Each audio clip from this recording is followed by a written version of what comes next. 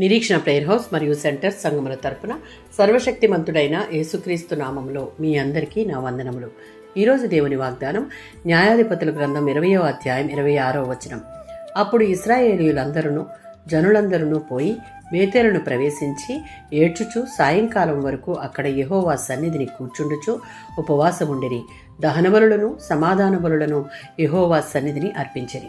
19వ అధ్యాయంలో బెన్యామీను గోత్రం వారు లేవి యాజకుని భార్యను అవమానించి చంపిన దురాచారం ద్వారా చేసిన మహాపాపం తర్వాత ఇశ్రాయేలు గోత్రాలు బెన్యామీను గోత్రంతో యుద్ధానికి బయలుదేరాయి. కానీ ఇశ్రాయేలీయులు మొదటి 2 యుద్ధాలలో ఘోర పరాజయం పొందారు.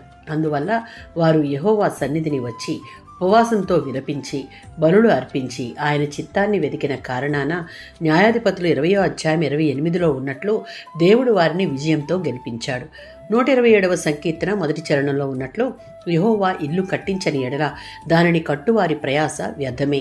ఈ వచనాన్ని ఈ సందర్భానికి వర్తింపచేస్తే ఇశ్రాయేలీయులు మొదట యుద్ధానికి తమ బలంతో వెళ్లి ఓడిపోయారు అనగా దేవుని చిత్తం లేకుండా చేసే మానవుడు ఏ ప్రయత్నమైనా వృధా అని గుర్తెరిగి వారు పొందిన ఓటమి కారణంగా ఉపవాసం ఉండి ప్రార్థనలో దేవుని ముందర నిలబడ్డారు, విజయాన్ని సాధించారు. యోవేలు గ్రంథం 2వ అధ్యాయం 12వ వచనం.